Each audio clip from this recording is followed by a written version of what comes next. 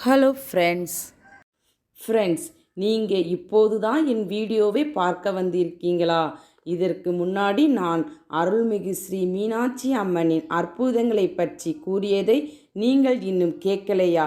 கவலை வேண்டாம், அதற்கான லிங்கை நான் டிஸ்கிரிப்ஷனில் கொடுத்துருக்கேன். உடனே போய் அதை கேட்டுவிட்டு அதுக்கப்புறம் வந்து இந்த வீடியோவை கேட்க ஆரம்பிங்க. மதுரை மீனாட்சி அம்மன் கோவிலில் நடைபெறும் சித்திரை திருவிழாவின் தொடர்ச்சியை கேட்போம். 8ஆம் நாளன்று அன்னை மீனாட்சி தேவியின் பட்டாபிஷேகம் நடைபெறும். அப்போதுதான் அன்னை அரியணை ஏறும் நிகழ்வு நடைபெறும்.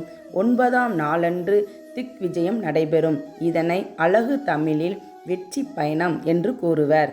10ஆம் நாள் சித்திரா பௌர்ணமி வரும். அந்த நன்னாளில் மீனாட்சி திருக்கல்யாணம் நடைபெறும்.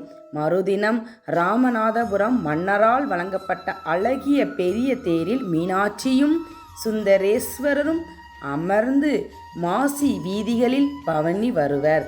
இதனை பெருவாரியான பக்தர்கள் திரண்டு வந்து கண்டுகளிப்பர்.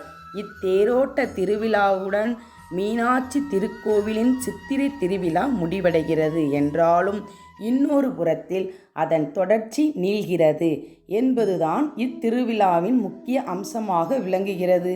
அது என்ன என்பதை அடுத்த வீடியோவில் கேட்போம். அதுவரை இணைந்திடுங்கள் ஆர்ஆர்ஜி யூடியூப் சேனலுடன். ஃப்ரெண்ட்ஸ், உங்களுக்கு என்னுடைய வீடியோ உடனுக்குடன் கிடைக்க மறக்காமல் சப்ஸ்கிரைப் பண்ணுங்கள். அதே மாதிரி இந்த வீடியோ பிடிச்சிருந்தா லைக் பண்ணுங்கள். மனசில் என்ன தோணுதோ அதை கமெண்ட் பண்ணுங்கள். மறக்காமல் உங்கள் ஃப்ரெண்ட்ஸுக்கு இதை ஷேர் பண்ணுங்கள்.